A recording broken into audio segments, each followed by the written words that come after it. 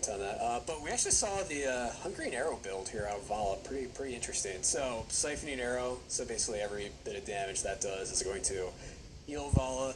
This is going to make the arrow do more hits, and then this is going to make it reset when she vaults. But basically, that's like really good if you want to like chase someone down.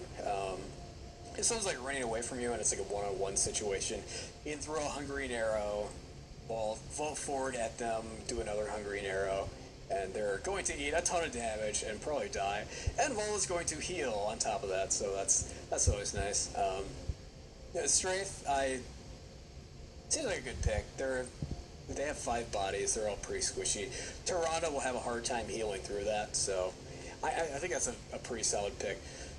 Giant Killer, kind of interesting. I guess you could use that on Stitches, but she didn't really take an auto attack build, so kind of curious. Yeah, I mean, with the Hungry Arrow build, that's probably fine there. If she was taking the W build, the multi-shot build, she would definitely want Frost Shot there, but without any talents to augment the Frost Shot, going Giant Killer at this talent is fine. And then Blood for Blood is going to help her stay alive. It basically lets her steal health from a nice, big, juicy, high health target. And then Nexus Frenzy.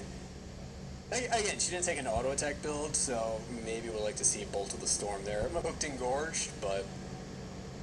And then Cho'Gall, I know they've reworked his talents at some point, but like, I can't really comment too much on these.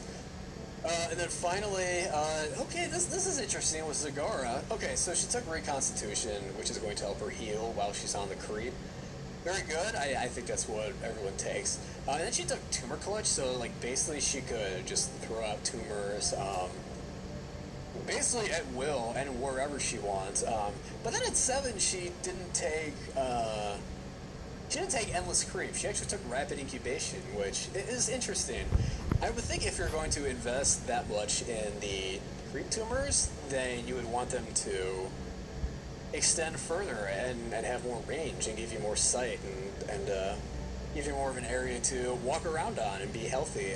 But she actually took Rapid Incubation, which is interesting because at level 4, this actually removes the mana cost of the creep tumors, which means that she's not using that much mana anyway.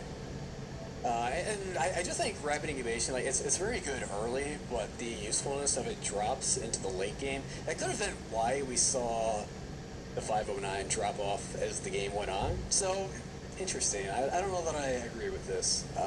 But Devouring Maw, I mean, that definitely did some work. It's pretty much her go-to ult.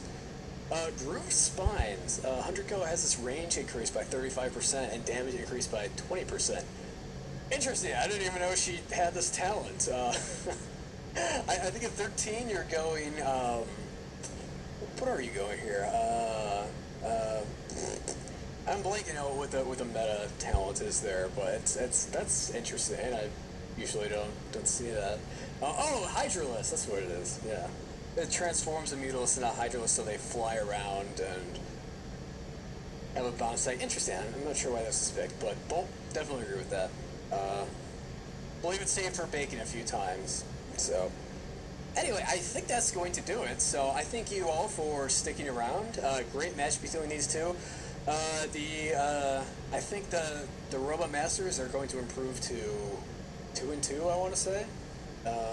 So they're back to 500. Whereas the 509, I think they're falling to 1-3, unfortunately.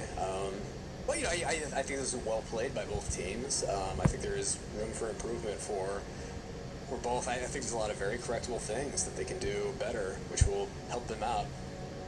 But yeah, very good game to both teams. Well played, and we're going to sign out. Thanks, guys.